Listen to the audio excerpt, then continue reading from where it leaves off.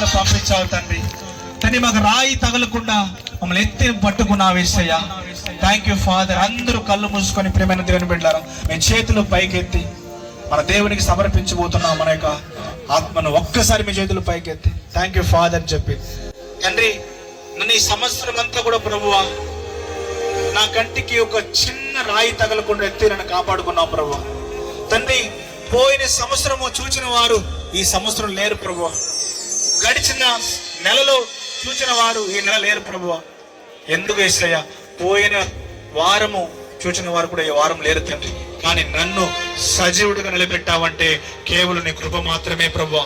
నా పేరు కాదు తండ్రి, నా ప్రఖ్యాత కాదు ప్రభువా, నా డబ్బు కాదు యేసయ్యా, నా ఆస్తి కాదు యేసయ్యా, కేవలము నీ కృప మాత్రమే. నమ్మినట్లయితే ఒక్కసారి నువ్వు ప్రార్థన చేస్తావమ్మా.